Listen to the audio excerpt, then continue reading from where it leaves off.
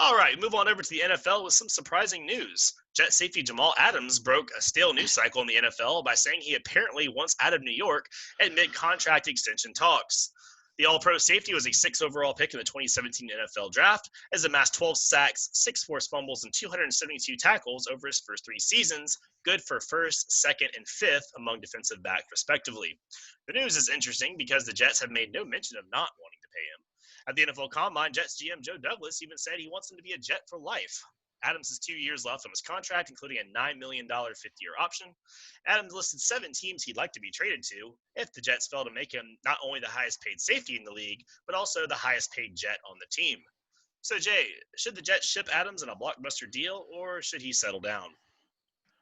You know what? From the Jets' perspective, let's not beat around the bush here. The Jets should absolutely not do this, and it's absolutely it's unacceptable that the Jets have let this happen. You see this with these subpar franchises that just on far too many occasions they get into these pre-contract spat trade things to where we just saw it last year with Jacksonville and Jalen Ramsey. This is almost in some sense a replication almost of that scenario to where in this side it's more of the general manager being involved.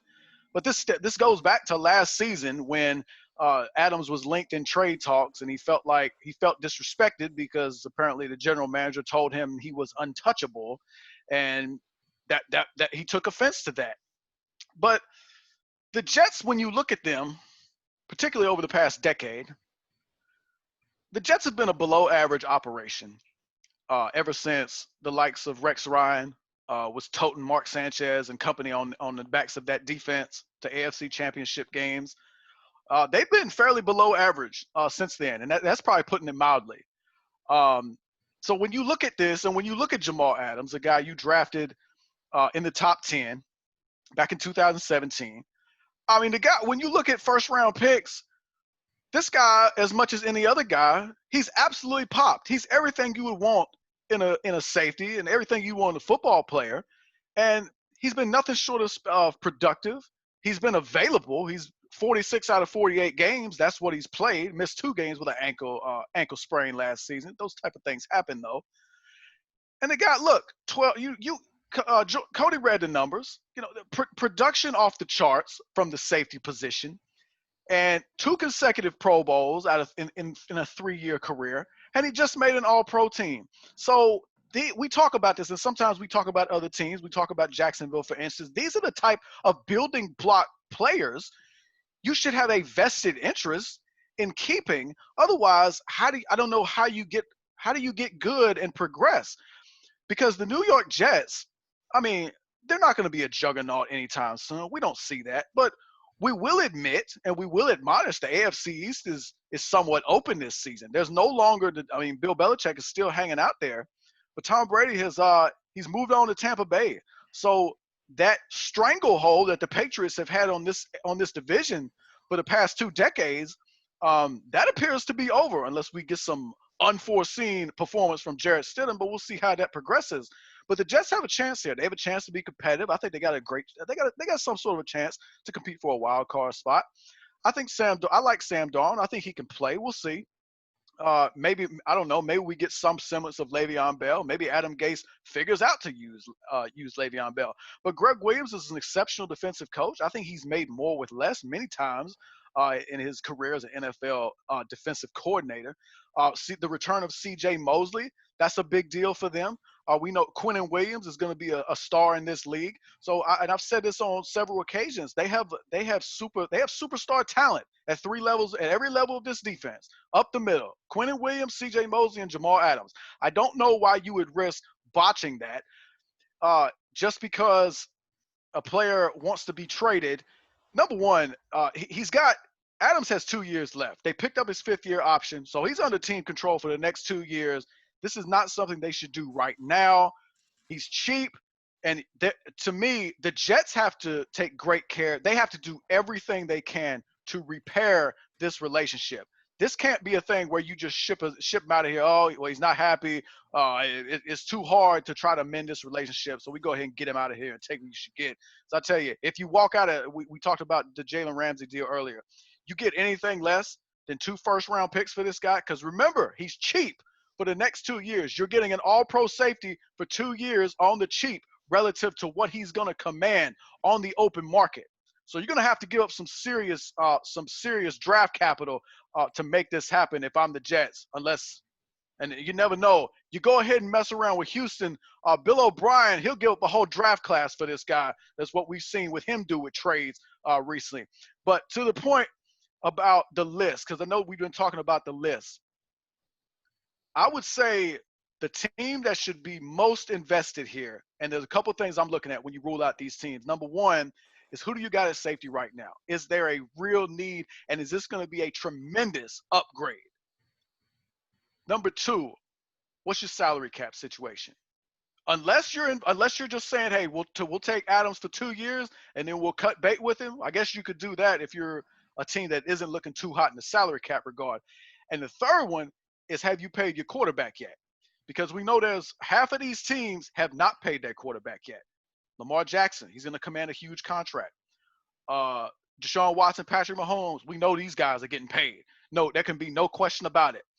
And Dak Prescott, from what I've heard, he has not signed a contract yet. That may be breaking news to some. I don't think it should be, but listen, at some point or the other, from everything they say, hey, we're going to get it done. They've been talking about it for, it seems like, a calendar year now, so we'll see. But they have not paid that quarterback. For those reasons, none of those teams, the Texans are in okay shape in regards to the salary cap. None of those other teams are in particularly great shape for the salary cap. So I ruled all them out. But I would go straight to to the team that should make this move. And it was a team that Ryan Clark reported that Jamal Adams is also open to playing for, and that would be the Tampa Bay Buccaneers. And here's why. The Buccaneers are all in right now. The Buccaneers, there is no futuristic avenue for this team. Tom Brady's down there for 2 years. And that's it. That's probably going to be the end of the GOAT's career. You brought in Rob Gronkowski, another piece to win right now. You brought him on out of retirement. You traded up 1 draft pick just to make absolute sure you could solidify that left tackle position. We've been talking about there's been 2 areas of critical need for the Tampa Bay Buccaneers. It would be the offensive line. They got a left tackle. We'll see what happens with him. And then that secondary. My God, that secondary. I'll say this again. When I look at your secondary and the name that I recognize the most is Carlton Davis, we have an absolute problem that we need to get rectified. And absolutely, this is the Tampa Bay Buccaneers, for all the win now moves they have made up to this particular juncture. This is something that they should be on the phone right now with Joe Douglas trying to make this happen. And I don't particularly care what it takes. If they have interest in Jamal Adams, there should be no amount of draft capital they won't give up to win right now, because you got a great chance. And Jamal Adams is the type of player, because we talk about the front 7. We talk about guys like Shaq Barrett and Levante David. There are some real pieces to like on that front 7. I believe they were top 5 defense against the run last season. And when you look at that secondary, if they can get something back there, and Jamal Adams is the type of player who can change the game. If they can get him, I believe that puts them on par with the New Orleans Saints in the NFC South, and you could make a great argument, and you could probably make me believe that they're the favorite. All right. So I would like to give everybody a visual of this hot steaming pile of what we got going on with the Jets. So the Jets organization, New York Jets, this trash bin right here, right? You're holding up the Jags, man. That's the wrong one. Oh, I'm sorry. I tried to send it back to Amazon to get the right one, and they wouldn't take it back. Hey, to the viewers actually watching via YouTube, you notice it's red, so they hot trash too. Oh yeah. Best believe it. So we got the Jets here. Jets organization, trash bag. Boom. Sam Darnold, trash. He's not trash. He went to a trash organization. I'm sorry. Let me be clear. I'm sorry. Sam Darnold, you in the trash can. Jamal Adams, you in the trash can. Quinnen Williams, you in the trash can. C.J. Mosley, I hope you got something left in the tank because you in the trash can now. Le'Veon Bell, you'd rather go bowling, so I guess it don't matter. Now you in the trash can. All right? I say all that to say this. I don't know what the hell the Jets are thinking, but evidently building a winning franchise ain't their goal at all right now. I don't know what they trying to do. I don't know if they want to devalue the franchise. I don't know what they want to do. But winning is not the goal. And here's why I say that. When I'm looking at when the Jets drafted Jamal Adams, right? Drafted him in the first round. You passed up many of quarterbacks. You passed up a bunch of players you could have probably brought in that you needed for Jamal Adams. And you think to yourself, all right, if they draft a safety, this dude better be the best thing smoking. He better be an all-pro. He better be top 5 in a bunch of categories. Well, if you don't say, let's get to the categories, shall we? Sacks since 2017. Oh, what do you know? Number 1 is sacks for safeties. Ain't that about it? Okay. Forced fumbles. Oh, I'm sorry, 12 sacks. The lead, be number 1 in that stat. Forced fumbles, 6 of those. That's number 2. Oh, okay. How many snaps has he played? Once again, you know my thing. The best ability is availability. And evidently this young man, he's available. How many snaps did he play? 2,999 snaps. That's good for what, 3rd since that time frame? Oh, okay, so he's on the field too. How about them tackles? Because you know how DBs and safeties, they don't want to make any tackles. Well, what do you know? He 5th in the league in tackling during that time with 272. Oh, did he made the last 2 Pro Bowls and he was all pro in 2019. So I had to ask myself, Jets organization, what the hell do you want to do to sign him? You want him to start throwing touchdowns too? Like, what else do he got to do? Because clearly you drafted him to be an all-pro at his position. Clearly he's an all-pro at his position. You drafted him to be a game changer on the back end. Clearly he's a game changer on the back end. So I wondered to myself, I feel Jamal Adams at this point. What the hell is the problem? Like, what do you want me to do? I'm not out here stinking up the joint. Like, oh, I know what it is. It's the salary cap, right? Oh, we got to pay these other dudes. We got to pay the quarterback. We got to pay. Oh, just C.J. Mosley and Le'Veon Bell? That's it? So is it a money problem or you guys just don't like me? I'm going to go with the fact that you just don't like me. I don't know. So now I'm going to request a trade. Now, Jay laid out this trade to these teams. Evidently, every team he named outside of America's team,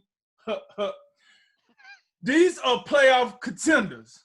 These teams are playoff contenders. And then you got, Jerry Jones boys down there. So I'm looking and I say, well, let's go with the Ravens where they got an all-pro. Let me ask you, I'm going to ask you this, Jay. What's more important, an all-pro safety or all-pro quarterback? Quarterback, right? No, it's not a trick question. It was a serious question. So they got an all-pro quarterback that they gotta pay. So they do. Maybe not. Maybe not there. Let's go to the Cowboys. All right. Well, Dak is not an all-pro, but he is a Pro Bowler. And hey, he seems like he might or might not have the Cowboys over the barrel. So they wouldn't even. Yeah. They wouldn't. Yeah, and just to butt in real quick, we know the Cowboys have paid, they've maxed out a lot of guys at a lot of different positions. Exactly. We seen they let Byron Jones walk out the door because they couldn't pay him. So all of a sudden, they're going to get a change of heart. Oh, knee slap and bring Jamal Adams in? Probably not. The Texans. Now, Jaden hit it on the head. Bill O'Brien, the GM, is known to pull some tomfoolery at the 12th hour. But I think that ownership that's in the basement, wherever they at, over there playing a illegal poker game. I don't know what's going on. Somebody told me that ownership, they might have seen them in that same parlor that the Patriots owner was at. I don't know. When they come out of that dark hole, wherever they at, I'm assuming they're like, nah, maybe not. Maybe not. We're gonna pass. And by the way, they got their own Pro Bowl quarterback that they gotta pay in Deshaun Watson. So we're gonna pass on that. Chiefs, are we serious? Are we absolutely serious? First of all, the Chiefs have a all-pro safety. First of all, Tyrann Mathieu, that right now is better, if not, more experienced than Jamal Adams. So I don't think you messing with that. And plus, you you got the best gunslinger in the business that you got to sign, and it ain't gonna be cheap, buddy. So let's go ahead and pass some Chiefs right quick. The Eagles, now in that situation, when the offseason started, they needed a lot of secondary help. Since then, they have addressed that secondary up, down, left, right. How let your boy put in that combo for the cheap. And Carson Wentz is already paid. So this team seemed to already have their act together. But if you had to do a scale from 1 to 7, or 1 to 8, the Eagles probably be, top 2, But at the end of the day, I can understand if the Eagles pass because they have been putting in work in their secondary.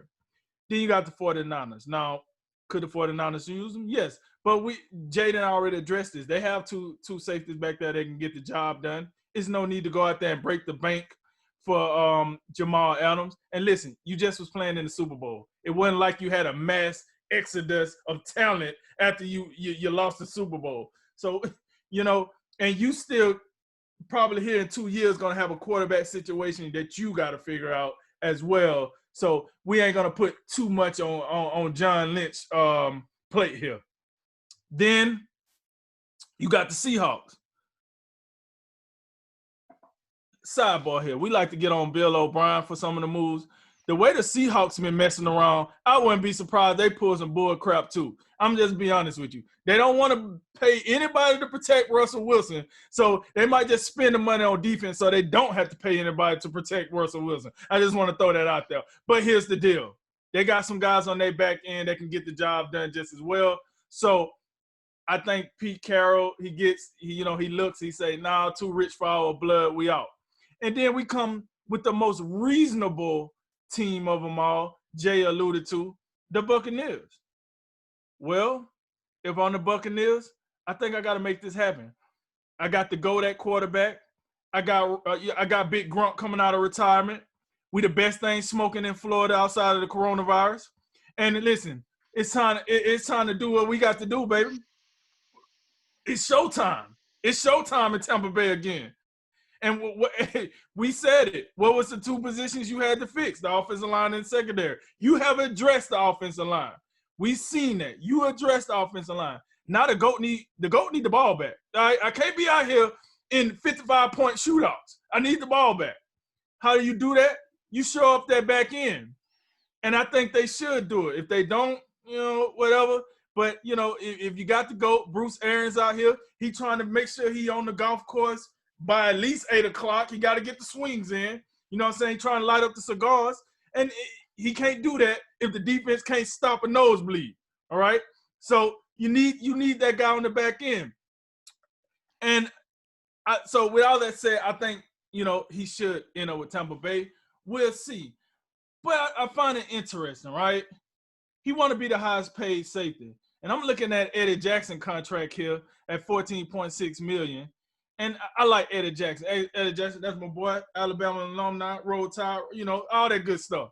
But I don't know if Eddie Jackson, I think he might have had one season that was probably as impressive as what Jamal Adams has done so far. I don't know. I mean, I don't understand why the Jets is not playing, why they're not paying Jamal Adams. The more I look at this, I'm like, what do you want from the guy? He's available. He's playing top-notch football. I don't know. But when I look at all these situations, man, to me, it seems like it's Tampa Bay or we're going to have a very, very long, disgruntled conversation with the Jets. That's my outlook on it. Yeah, you know me. I look at the numbers and all that stuff a little bit, and the two things that really work against Adams in this case really is that uh, his position is not the highest value to the team, and the contract structures in the NFL. I mean, the first thing is he's a safety. All right, it's one. I mean, if you had to rank every position in order of importance, safety Yep, wouldn't be that high. It definitely wouldn't be in like the I top agree. five. And Right. just like last week, we talked about Dalvin Cook and the value of the running back position being a little devalued. And Adams is another one that he falls in that sort of trap of these are positions that you can limp by without Pro Bowl talent if you have to. Running back, safety, things like that. You can put, your average Madden gold core gold back there, and it's not going to be the end of the world, right? Now, obviously, Adams does stuff that your average safety isn't going to do. Most safeties aren't going to come up and rush the passer like he can. He's extremely versatile. He leads all defensive backs in sacks in the last 3 years. He's an absolute asset. We already talked about it. But when a team's going to give up such extreme amounts of money or assets in the case of trading for you to get you, the value, the total value, what do you bring total is questionable. And the Jets have won 15 games of them in 3 years for whatever it's worth. I mean, is it all Adams' fault? No, but obviously he's not someone that can just hard carry a franchise and turn them around on his own. I mean, again, that's not Adams' fault 100%. But when you're talking about numbers and trades and whatnot, you got to think, what does this guy really? How much better can he make us? And the rookie contracts hammer players like him in the NFL because guys, the Jets don't have to pay him if they don't want to.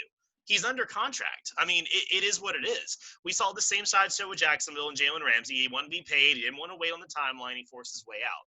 But he was a year behind Adams. He got drafted in 2016. And you have 4 years on your deal.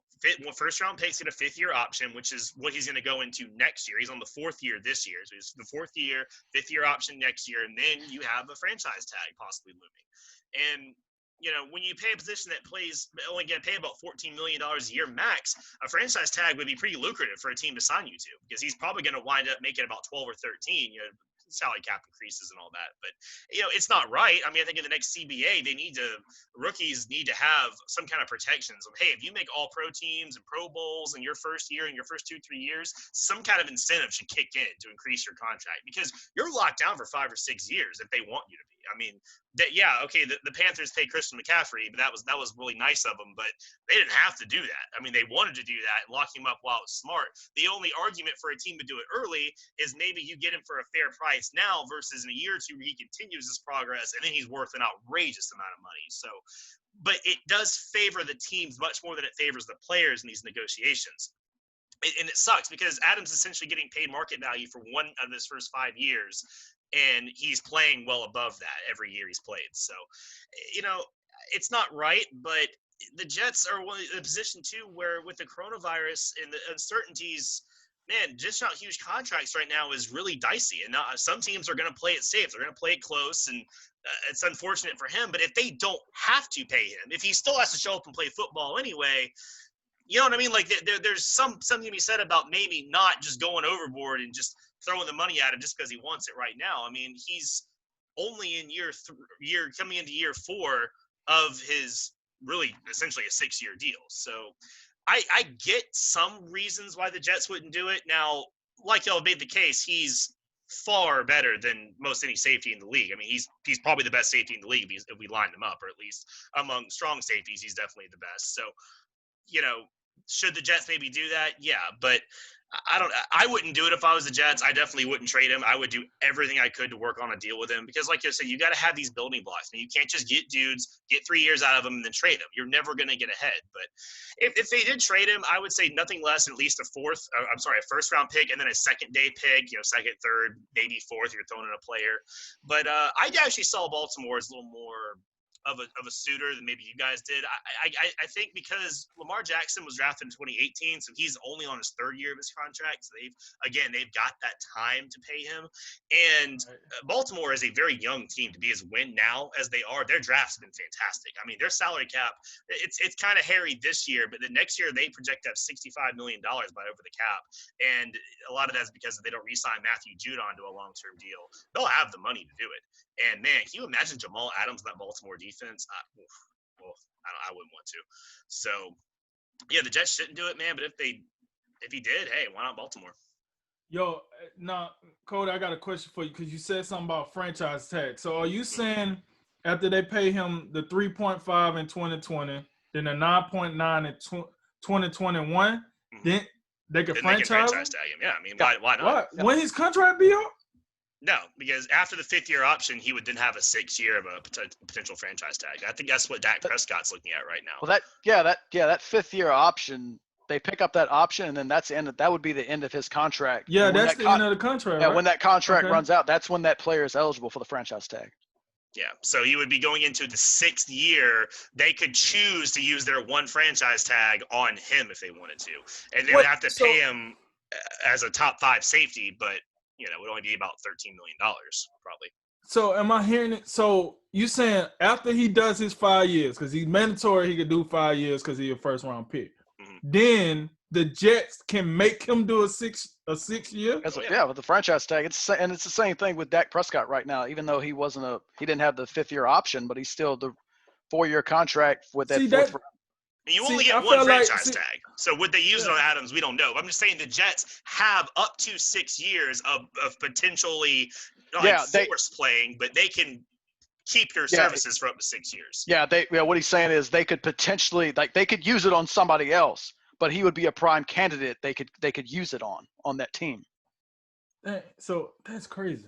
That's crazy. Yeah. But anyway, but back to the point of the Jets as an organization. This is one of those situations where these teams, the relationship between players and executives, these executives and these coaches as well, when you have a budding superstar like a Jamal Adams, you gotta take great care in making sure you're on the up and up with this guy and he's happy, because the problem was the reason the contract became a thing, in my estimation, was the dangling of Adams last year in trade talks, which is just ridiculous. Why you would make such a move, especially after, according to Jamal Adams, he was told by management, and they shouldn't say this because at the end of the day, it is a business, and agents need to do a better job of letting players know. I know they're young, but they got to understand this early because they can hit you quick. It's a business. You're not untouchable, and I'll tell you why. We just saw Tom Brady, the GOAT. Best, most accomplished quarterback of all time. And where he at now? New England had to make a business decision, and he up on out of there. So if they could do it to Tom Brady, you Jamal Adams, you're a fine player, all pro. But if they can do it to Tom Brady, they can do it to you. I mean, it's 20 years late, but yeah. It happened. You never would have imagined that Tom Brady would play somewhere else, but they had to do it.